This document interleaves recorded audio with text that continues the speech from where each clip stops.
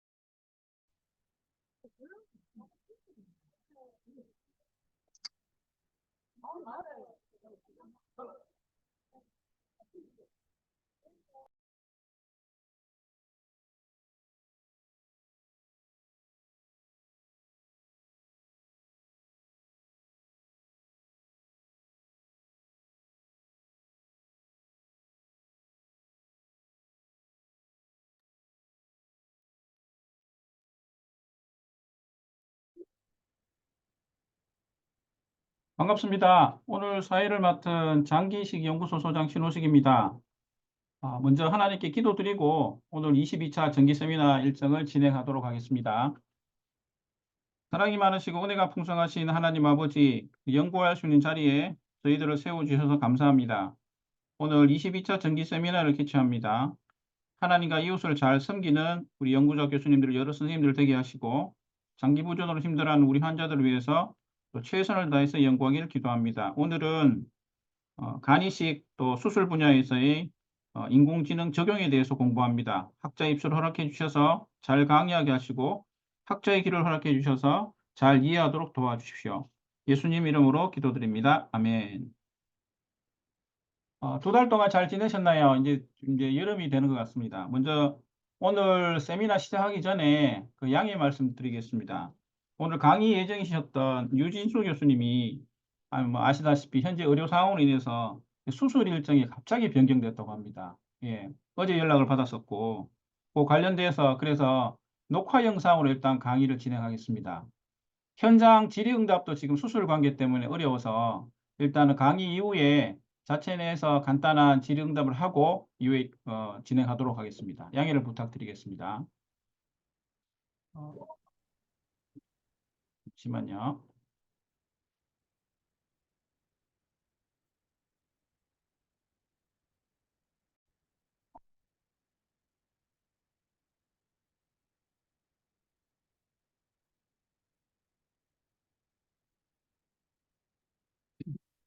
안녕하세요. 저는 삼성서울병원 유진수입니다.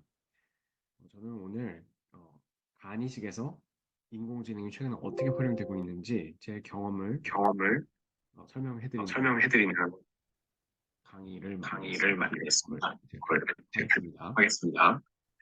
일단은 일단은 간 수술 영역에서 제일 이제 중요한 부분은 어, 이 해부학적인 이해도를 충분히 높이는 겁니다. 수술하는 사람이 해부학적인 어떤 그런 내용들에 대해서 충분히 알고 있어야지 안전하게 할 수가 있는데 단순히 이제 뇌사자간 이식처럼 그냥 간을 딱 떼어가지고 중요한 부위만 연결하는 이런 쪽뿐만 아니라 간 절제가 들어가게 되는 즉 간 수술 자체 혹은 간 이식을 위해서 생체 간 이식 수술을 하는 경우에 간 내부의 아나토미에 대해서 확실한 이해가 있어야 됩니다. 그런데 여태까지 이제 우리 이제 선배 선생님들은 이제 2D 팩스 이미지에 기본적으로 이렇게 많이 익숙하셨던 것이라고 이제 볼 수가 있고 저희처럼 이제 젊은 사람들은 조금 더 이해를 더 잘하고 싶은데 2D는 아무래도 좀 쉽지가 않단 말이에요. 그래서 3D 리컨스트럭션 된 거를 조금 더 선호하고 있는데 이런 부분에 있어서 많은 어떤 변화가 생기고 있다라고 할 수가 있겠습니다. 실질적으로 우리가 3D가 더 익숙한 이유는 실제로 우리가 간을 보는 것 자체가 3D를 보는 거기 때문입니다.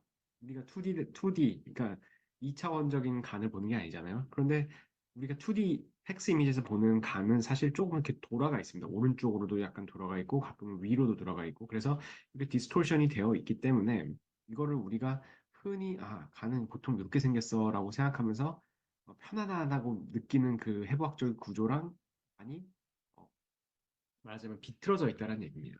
그리고 해부학적인 변이들로 얘기해야 되는데 오른쪽 그림과 같이 가령 오른쪽 간에 뭐 P5, 6, 7, 8가 각각 anterior, posterior에서 이렇게 나오는 것들 전형적인 어떤 아나토미라고 하면은 왼쪽 그림 같은 경우는 베리에이션이 있는 거죠. 근데 이게 베리에이션이 사람마다 다 다릅니다. 대체적으로는 비슷하지만 다르기 때문에 우리가 환자 개별적으로 파악을 해야 되고 그리고 헤파틱 베인 쪽도 마찬가지입니다. 이 케이스 같은 경우는 되게 전형적인 헤파틱 베인 테리토리를 보여주고 있지만 이 케이스 같은 경우는 상당히 세분화된 어떤 베너스 아웃플로우를 보여주고 있습니다. 실질적으로 저희가 간기증자 도너들을 한번 분석을 해봤을 때 의미 있는 inferior hepatic vein이 있는 경우가 절반, middle hepatic vein도 뭐 V4, 5 쪽에서도 이렇게 나눠지는 경우가 한 3분의 2, left hepatic vein은 중요하진 않지만 medial과 lateral이 구분되는 경우들, 이런 경우도 한 5% 정도가 있었던 겁니다.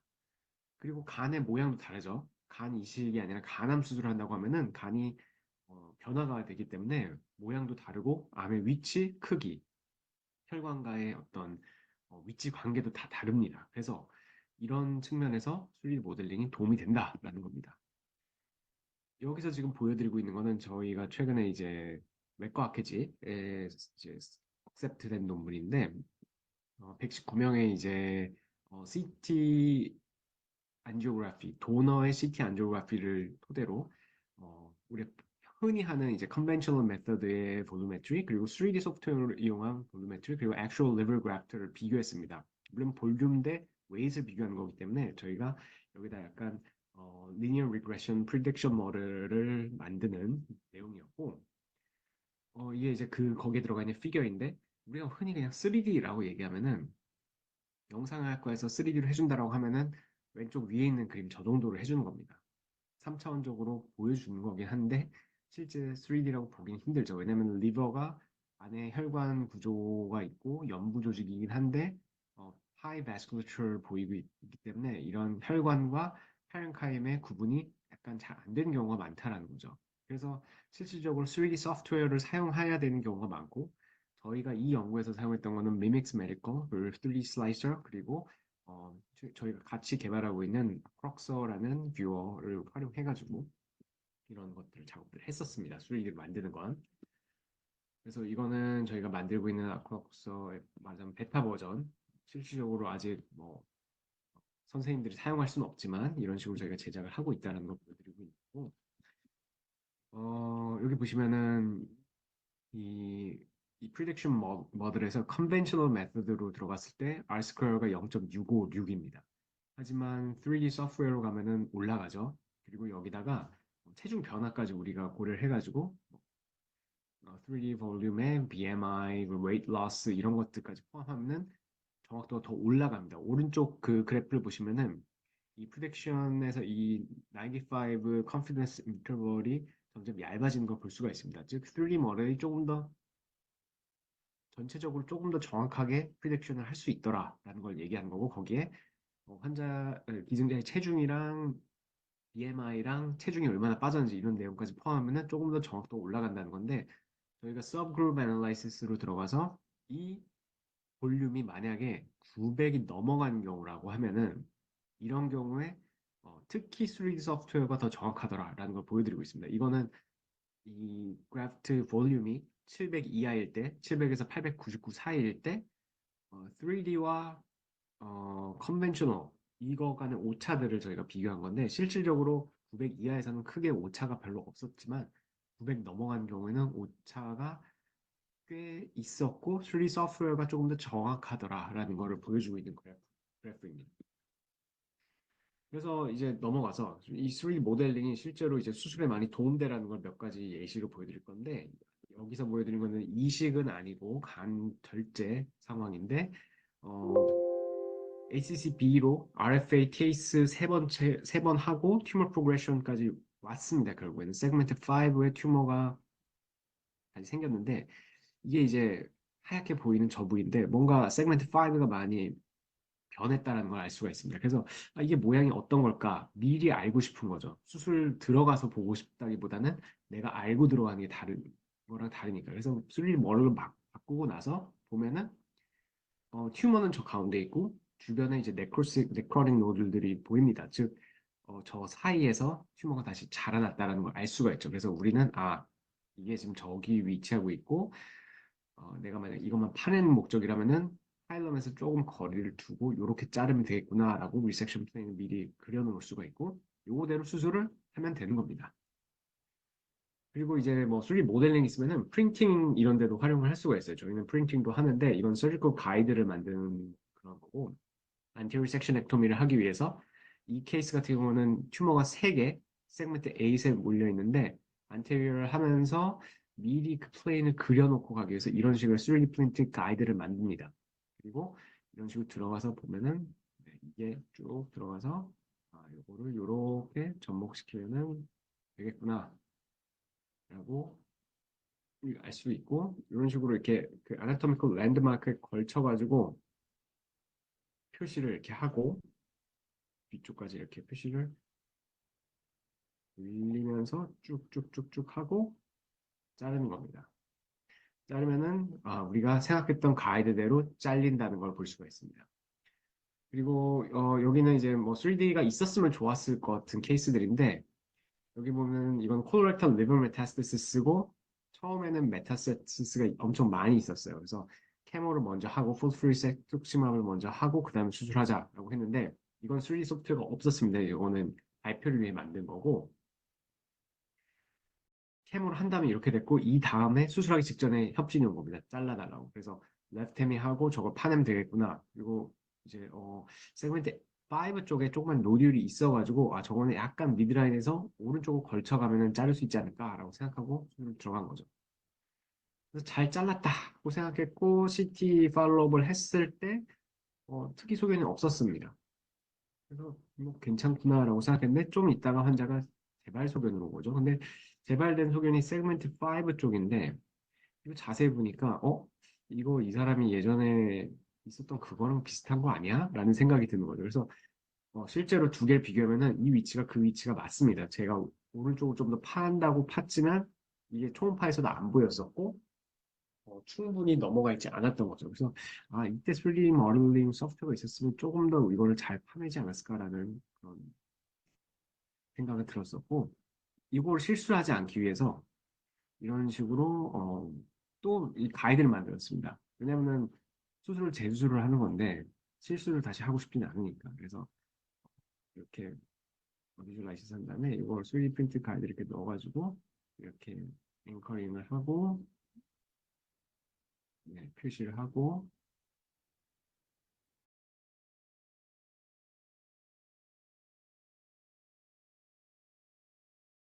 초음파로 더블 체크하고 그리고 이제 잘라냈는데 잘 잘라냈습니다. 결론적으로는. 그리고 이런 것도 조그만 노즐들이 있는데 특히 리버의 라이트 사이드에 도르설 파트로 있는 경우는 우리가 이걸 찾기 어려운 거가 맞습니다. 특히 이것도 3D 모델 없이 그냥 들어갔었고 초음파를 봤는데 안 보이는 거예요. 그래서 잘랐는데 자르고 나니까 나중에 리커런스가 또 있다라고 나오는 거죠. 근데 얘 같은 경우는 사실 자르지 못했던 거고 이런저런 이유를 해가지고 다시 수술 들어갔는데 뭐 리커 가능성이 있었던 부분은 예전 치료했던데 다시 잘라보니까 여기는 이상이 없었고 어, 다시 들어갔을 때는 위치를 이게 커졌고 초음파에서 보였기 때문에 자를 수가 있었습니다. 근데 요걸 자세히 보시면은 처음에 이거 이렇게 위치해 있었고 처음에 수술했을 때 이렇게 세 군데를 자른 겁니다. 노란색, 검은색 부위. 검은색 부위가 재발 가능성이 제시가 됐던 거고. 그리고 이 빨간 자리가 조금 더 커졌죠, 뒤쪽이. 근데 이거를 우리가 3D 모델이 있고 미리 이렇게 우리 수술 상황에 시뮬레이션 해보면은 이게 약간 그 지구본의 약간 위도와 경도 같은 개념으로 보시면은 내가 이렇게 돌렸을 때 저게 이렇게 돌아가겠구나. 그러면은 튜머가 저 정도 위치하겠구나. 이런 아이디어를 얻을 수가 있거든요. 근데 그거가 없이 들어가면은 이런 미스 케이스들이 생길 수 있다는 거예요. 그래서 이 3D 모델링 소프트웨어가 여러 개가 있지만 다들 아시겠지만 이게 뭐 공짜가 아니지 않습니까? 3D 슬라이서라는 프로그램은 공짜지만 운영이 쉽지는 않고 다른 제품들도 비쌉니다. 그래서 이게 사실 우리나라에 많이 퍼져 있지는 않고 수술 많이 하는 병원들 위주로만 그냥 하고 있어요. 자기 돈 들여서 하고 있는 겁니다. 근데 저희는 그래서 어쨌든 연구원 뭐 여러 이제 과제를 따고 연구원들을 채용하면서 이런 것도 활용할 수 있었는데 여기서 AI가 어떻게 도와줄 수 있느냐? 수술을 할 때 서지컬 플래닝 목적의 어떤 3D 모델링 할 때 요거를 자동으로 할 수 있게끔 도와줄 수 있겠다라는 게 우리 생각이었죠. 그래서 저희 랩 이름인데 리버라이즈라고 해서 리버의 뭐 A to Z, 리버의 AI를 접목한다. 리버와 관련된 모든 걸 다 하겠다 뭐 이런 의미인데 이제 주로 이제 있는 포트폴리오를 보시면은 3D 모델링, 프린팅, 그리고 거기서 파생된 뭐 XR 같은 거, 그리고 여기 인공지능을 접목시키는 내용들을 가지고 있습니다.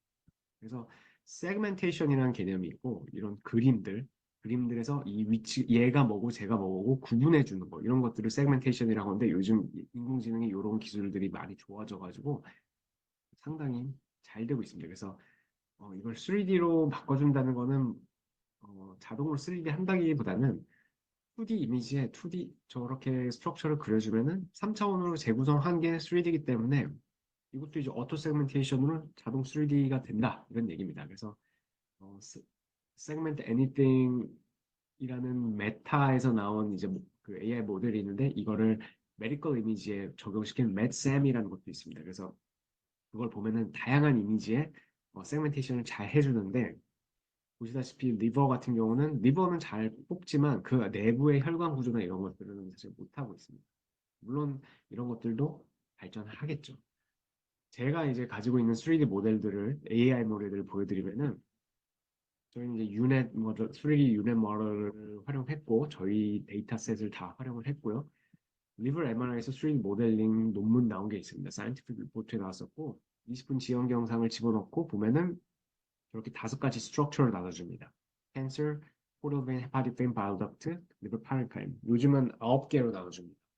9개에는 리버 파렌카임을 한 개를 다시 5개 영역으로 나눠주는 거죠. 그래서 즉 세그멘터 애나토미, 섹셔널 애나토미의 볼륨 정보를 우리가 알 수 있게끔 그렇게 나누는 모델들을 만들었고 정확도는 뭐 논문은 이제 1차 데이터였지만 점점 정확해져가지고 많이 좋아졌습니다. Third Updated Model 가면은 이게 AI가 바로 뽑아내는 결과물이라고 보시면 됩니다. 혈관들, 특히 이제 저 페리페리에 있는 혈관들이나 포탈이랑 헤파틱 베인 겹치는 부위들에서 약간 정확도가 떨어지긴 하지만 궁극적으로 우리가 수술 전에 플래닝 목적으로 할 수 있는 다양한 정보들 충분히 얻을 수가 있다라는 거고요. 저희는 이제 이런 AI 모델을 가지고 있기 때문에 이런 3D 모델을 활용할 수 없는 다양한 선생님들에게 도움을 주고자 간단체 외과학회에서 RCT를 이제 저희가 말하자면 펀딩 받아서 하고 있습니다. 13개 병원이 참여를 하고 있고 어, 고신대학교 병원은 참여를 안 하고 계십니다. 근데 언제든지 참여를 하시라고 말씀드리고 있고, 물론 이거 참여하려면은 IRB 받고 등등의 귀찮은 것들이 있긴 하지만 충분히 이제 가치가 있다라고 생각하기 때문에 이걸 하고 있고요. 실제 워크플로우는 다이콘 파일 우리한테 보내주면은 우리가 3D 모델링 해주는데 여기에 AI가 들어갑니다.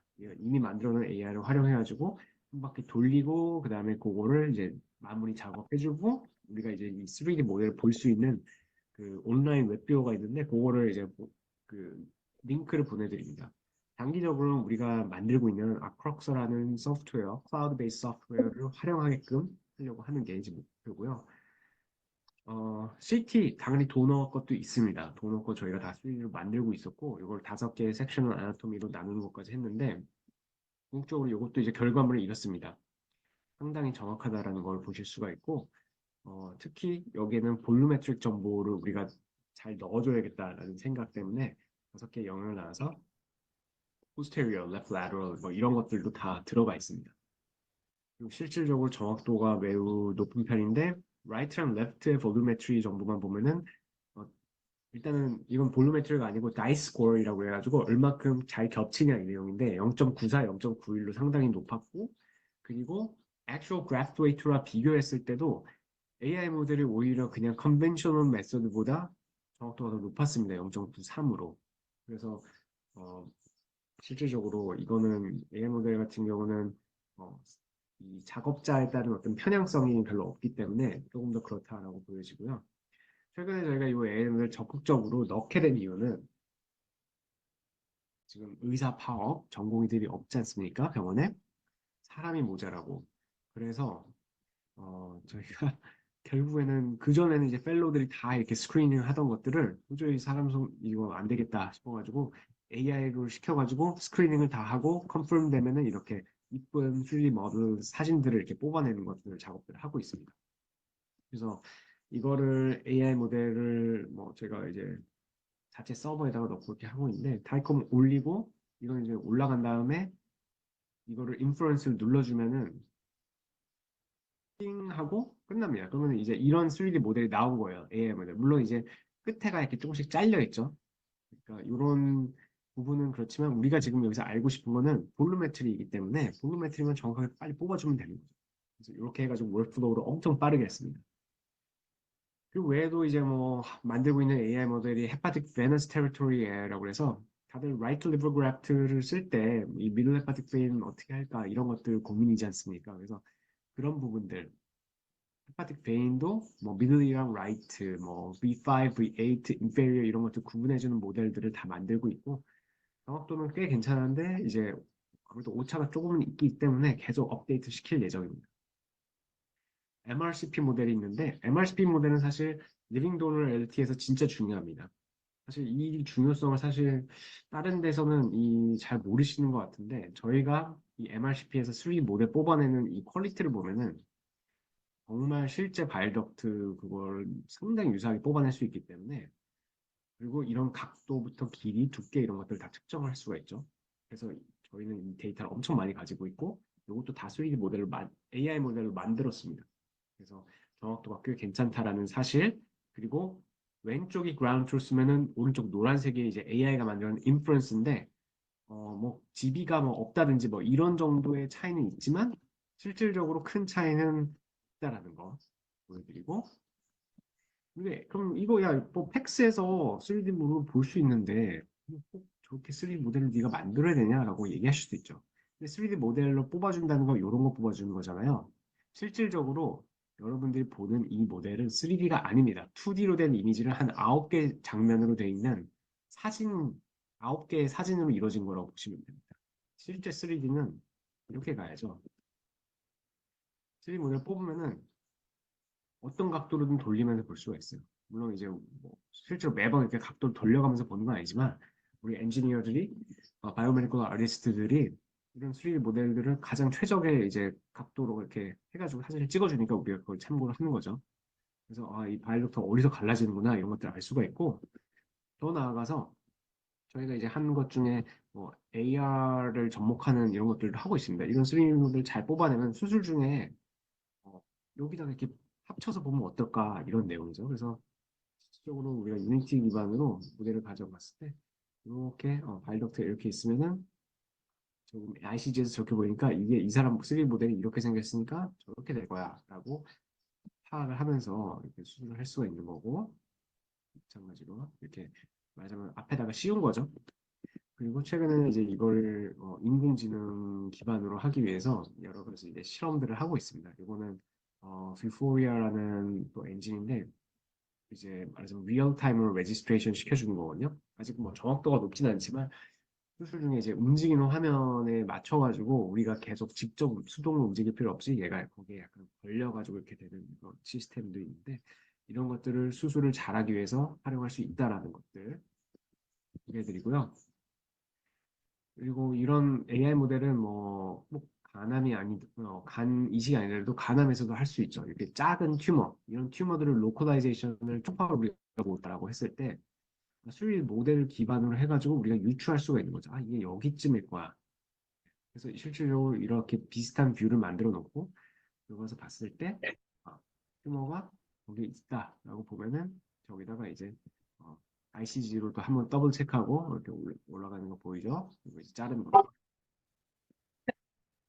그리고 뭐 비슷한 모델, 비슷한 이제 연구 모델로 이제 AI가 이건 리버 파이브로시스 모델이라고 그래가지고 MRI를 가지고 스프링 볼륨이나 리버 그 파렌카임의 텍스처를 보고 파이브로시스가 어느 정도인지, 시로시스가 있는지 이런 것들을 예측하는 모델입니다. 이건 코도 저희는 만들어서 이제 냈고 논문은 아직 안 나왔지만 곧 나올 거고요. 그리고 이런 거는 꼭 인공지능까지는 아니더라도 선형 모델로 이런 어떤 우간의 어떤 뭐 하이퍼트로피 모델 이런 것들도 저희 가지고 있고 저희가 만든 건 아니지만 포스트헤파틱 페일리어, 리버 페일리어 모델 뭐 이런 것들도 충분히 만들 수가 있죠. 그래서 저희는 궁극적으로 이런 그 아직 저희가 만들고 있는 그런 그 서지컬 플래너에 이런 내용들 다 종합적으로 해가지고 실질적으로 간외과 전문의한테 도움이 되는 이런 모델을 만드는 걸 목표로 지금 다양한 솔루션들 개발하고 있습니다. 그 외에도 뭐 LDLT의 파이브 스크리닝 모델을 하나 만들었는데 이거의 개념 자체는 우리가 LDLT를 하고 어, Silent Allograft Fibrosis라는 게 생길 수가 있는데 이런 사람들은 정말 사일런트하기 때문에 천천히 리버가 딱딱해지는 거죠. 그러면은 어떤 반응이 오냐? 리버가 좀 작아지고 반대로 스플린이 커지고 이런 환자들이 진짜 가끔 있습니다. 그래서 그런 것들 스크리닝 모델로 거기에 인공지능을 접목하면 어떨까? 실질적으로 우리가 매번 CT를 보면서 그걸 파악할 수는 없기, 계산할 수 없기 때문에 자동으로 스프링 볼륨이랑 리버 볼륨을 같이 이제 계산할 수 있게끔 오토 세그멘테이션이 여기 들어가는 겁니다. 여기 파란색은 사실 소아스 머슬인데요. 일리오 소아스 머슬인데 이거는 실제로 아직 용도는 못 정했지만 이 사람이 만약에 좀 malnutrition이 오면은 이거를 약간 지표로 볼 수 있지 않을까 해가지고 같이 넣었는데 지금 저거는 크게 이제 의미는 없을 것 같고요. 그래서 일단은 제 발표는 여기까지고 여기 AI가 그럼 대체 뭘까? 사실 저도 사실 뭐 코딩을 하거나 뭐 인공지능에 대한 어떤 깊은 이해를 가지고 있지는 않습니다. 하지만 중요한 거는 인공지능에 대해서 많이 안다기보다는 우리가 어떤 것들이 지금 수술에 필요하고 환자를 위해서 필요한데 이게 인공지능으로 도움이 될 수 있을까라고 아이디어를 얻어내고 거기에 적합한 데이터를 창출해내고 그 데이터를 활용해서 AI를 할 수 있는 사람들과 협업하는 거 그거를 그런 식으로 하면서 저희는 사실 시작을 했던 거고 다행히 제가 3D 이런 모델링이나 이런 데 관심이 많았었기 때문에 이런 것들을 데이터를 쌓고 거기까지 AI를 접목시키는 데까지 할 수 있었던 것 같습니다. 따라서 저희가 만든 AI 모델은 AI를 위한 AI가 아니라 저희가 해왔던 것들을 AI한테 학습시킨 거고 AI가 그걸 할 줄 알게 되니까 조금 더 빠르게 이 작업이 훨씬 빨라지면서 저희가 다양한 다른 것들을 할 수가 있게 된 겁니다. 오늘 소개를 안 드렸었지만 뭐 오른쪽 위에 이제 3D printed stent 이런 것도 있고 그리고 3D printed abdominal cavity 모드 뭐 이런 것도 있습니다. 이런 건 다 간이식에 활용하려고 저희가 지금 개발 중인 그리고 실제로 개발한 제품들인데 이런 것들을 다양하게 할 수 있게 인력의 노동 강도를 줄이고 시간을 절약할 수가 있는 거죠. 인공지능을 통해서. 그리고 3D 모델링 자체는 간 수술에 너무 중요하기 때문에 AI를 통해서 이거를 훨씬 더 빠르게 처리하고 많이 할 수 있게끔 해서 정말 다양한 선생님들한테 도움을 줄 수 있게끔 하는 게 제 목표고, 아직은 좀 시간이 걸리겠지만 실제로 국내에서 이런 것들이 이런 3D 모델링 시장이 열릴 수 있도록 지금 다양한 노력들을 하고 있으니까 어, 관심을 가져주시면 좋겠고요. 특히 고신대학교 병원 같은 경우도 이제 간이식 많이 하시는 걸로 알고 있는데 저희가 그런 부분에 있어서 많은 도움을 드릴 수 있다고 생각합니다. 외국에서 들어온 그런 소프트웨어 이런 것들을 사용하기보다는 어제가 현충일이지 않았습니까? 일본 제품들도 있습니다. 3D 모델링 소프트웨어. 하지만 저희가 국산, 애국심에 호소하는 그런 것들을 잘 만들 테니까 나중에 꼭 도와드릴 수 있도록 기회를 주시면 감사하겠습니다. 여기 이제 마지막 슬라이드는 저희 왼쪽에는 저희 연구원들이고 오른쪽엔 저희랑 협업을 했던 다양한 연구팀들 있습니다. 다시 한번 불러주셔서 감사하고 제가 지금 아마 수술방에서 열심히 수술을 하고 있을 것 같긴 한데 혹시라도 빨리 끝내고 질의응답이라도 할 수 있게끔 열심히 노력을 하고 있을 것 같습니다. 네, 발표를 이것을 마치겠습니다. 감사합니다.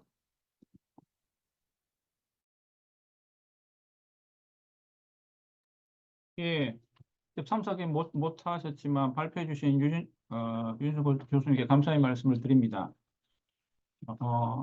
3D 그 AI 관련해서 저도 뭐 전문가까지는 아니더라도 오늘 보니까 액츄얼하게 그래프트 웨이트를 잴 수 있다라든지, 특별히 제가 뭐 수술하는 의사는 아니지만 수술 중에 3D를 접목해서 수술할 경우라든지, 또 실제로 튜머 위치를 3D로 봤을 때 좀 더 정확하게 볼 수 있을 것 같고, 그다음에 할 수 있으면 아마 우리 병원에서도 이렇게 RCT에 참여할 수 있는 기회가 되었으면 좋을 듯합니다. 문영환 교수님 혹시 코멘트나 질문 좀 부탁드리겠습니다. 유진수 교수님이 아직 들어오지 못하셨죠? 예, 아마 지- 오늘 그 수술 때문에 그못 들어오신다고 최종 연락 주셨습니다. 이제 유진수 교수님이 상당히 오늘 발표를 통해서 또 어떤 연구를 구체적으로 하고 있는지 자세히까지는 몰랐는데 AI를 통해서 또 3D 모델부터 이제 기반으로 해서 좀 많이 연구를 많이 이렇게 가지를 뻗쳐 나가시고 하고 있구나 그런 생각이 들었고요. 좀 부럽다는 생각 들고 RCT는 뭐 저희도 한번 참석해봐야 될 생각이 들었습니다. 제가 이게 뭐 안 계시니까 질문을 할 수는 없고 그러니까 어, 음, AI하고 3D 프린터 그다음에 3D 이제 영상 리버 리모델링 거기서 이제 그 기술을 가지고 수술에 접목하는 거가 상당히 흥미로웠고 저희가 이제 또 외과이기 때문에 수술에 이제 바로바로 그런 부분이 적용되는 부분이다 보니까 되게 좀 아주 좀 관심이 많이 가고 좀, 네, 좀 실제적인 부분이다 이렇게 생각이 듭니다. 감사합니다. 그 이식 파트나 그다음에 그 콩팥내과 파트 같은 경우는 예를 들어서 만성 콩팥병이 진행되는 예측 인자, 소위 말해서 임상, 그다음에 바이오마커, 그다음에 여러 가지 환자 상태를 다 종합해서 지금 AI를 해서 적용한 논문도 많이 나오고 있고요. 그다음에 뭐 사고체 신념도 마찬가지고 실제로 예후 예측이라든지 그다음에 이때까지 저희가 보통 이제 프리시즌 메디슨, 퍼스널라이즈 메디슨으로 지금 많이 가고 있는데 통상은 지금 이때까지 나온 제일 좋은 그 에비던스 베이스는 보통 RCT라고 되어 있습니다. 그죠? RCT나 보통 메타 분석으로 되어 있는데 현재 이제 특히 RCT 같은 경우는 전체 소위 경향을 알 수 있는 경우 아주 정확하긴 하지만 이게 개개인에 적용시킬 때는 다를 수가 있습니다. 그런데 이제 향후에는 지금도 진행되고 있지만 AI를 각각이 적용하게 되면 사람에 있는 모든 데이터를 어떤 뭐 홍길동 환자에 대한 모든 데이터를 다 모으게 되면 아마 예를 들어서 만성 콩팥병이 있는데 이 환자가 당뇨가 있고 고혈압이 있는데 단백뇨가 하루에 뭐 500mg 정도 나오고 그다음 크레아틴이 어느 정도인데 체중이 어느 정도고 이런 모든 데이터를 다 합쳐지게 되면 아마 향후에는 곧 이제 실질적인 퍼스널라이즈 메디슨이 가능할 것 같고 약제 조절 용량 같은 경우도 지금 보면 면역 억제제 특히 뭐 우리 간역과 파트에서도 쓰는 뭐 타크로리무스라는 레벨을 정할 때 여러 가지 정하는 방법들이 있지만 참 이 개인마다 같은 채군데도 불구하고 트러플 레벨, 보통 최저 용량을 정하기 굉장히 어렵습니다. 근데 그거에 관련해서 또 개개인마다 또 개인 내에서의 인테라 베리에이션도 굉장히 심한 상태라서 그거를 좀 더 정확하게 예측하는 프로그램이나 논문들도 굉장히 많이 나오고 있습니다. 그래서 따라서 향후에는 아마도 아까 그 유신수 교수님께서 보여주셨지만 수술하기 전에 이렇게 3D로 확인한 다음에 수술을 좀 더 정확하게 하는 것처럼 내과 쪽에서는 환자에 대해서 예전에는 이제 그냥 메타 분석이라든지 RCT에 대한 프로그램을 연구를 통해서 확인된 걸 에비던스 베이스드 메디스로 간다 하면 이제부터는 어떤 환자가 왔을 때 모든 데이터를 다 집어넣고 그 환자에게 맞는 뭐 이식했을 경우에 양 용량이라든지 이런 게 다 정해지는 시대가 아마도 곧 오지 않을까라고 생각이 됩니다. 최영일 교수님 혹시 코멘트 좀 부탁드리겠습니다. 네, 감사합니다. 어, 되게 재밌고 흥미로운 내용인 것 같고요.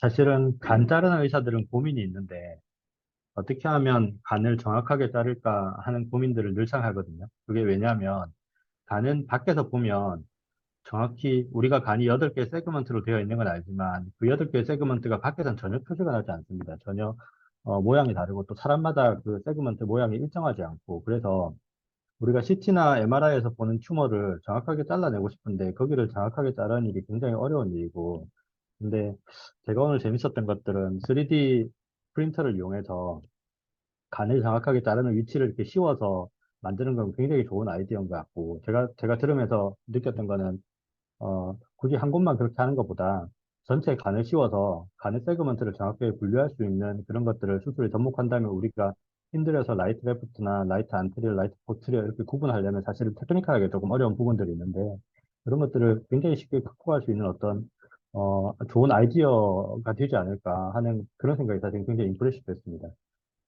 네, 뭐 좋은 강의 감사합니다.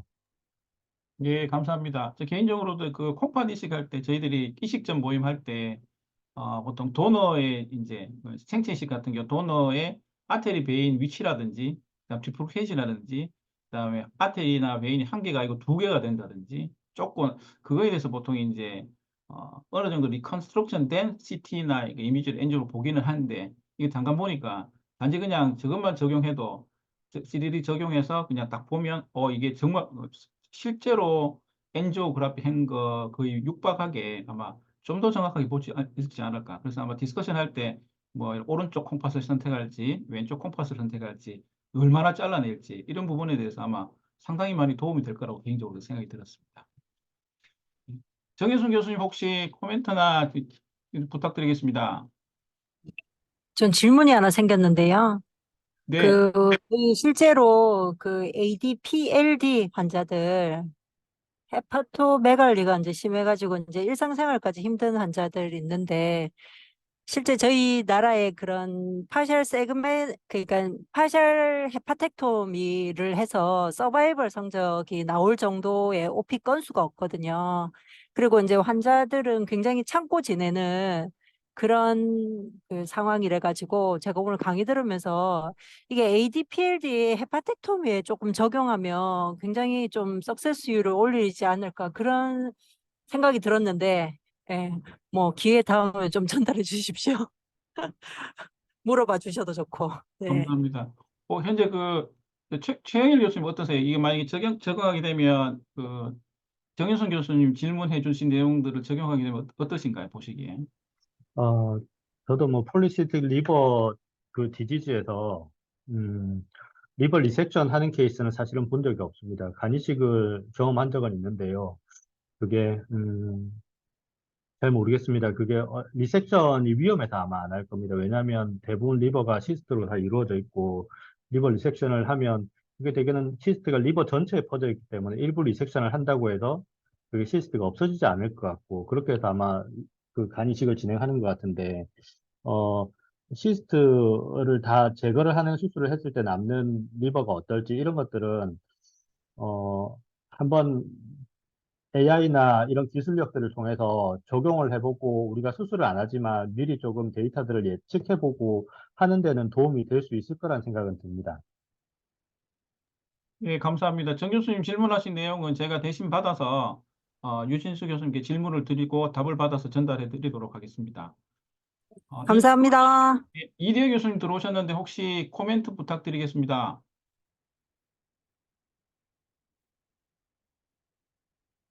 저는 예전에 BK 때 그 이충환 교수님이 파셜 리섹션 하는 거를 본 적이 있고, 실제로 2005년이나 6년쯤 됐을 건데, 우리 병원에서 처음으로 간 이식을 한 적이 있는데, 그때 실제로 그 수술실에 들어가서 본 적이 있는데, 실제로 우리가 생각하는 것보다는 부피가 굉장히 크고, 핸들링 하기도 힘들고, 거의 뭐 밤새도록 정말로 뭐 전투하다시피 하시는 걸 봤는데, 오늘은 뭐 제가 별다로 질문할 게 없습니다. 이상입니다. 고맙습니다. 감사합니다. 네. 다른 선생님들 혹시 질문이나 있으시면 예, 감사합니다. 오늘 뭐 영상을 통해서 또 강의해 주신 유진수 교수님께 감사의 말씀드리고 광고 하나 드리고 마치도록 하겠습니다.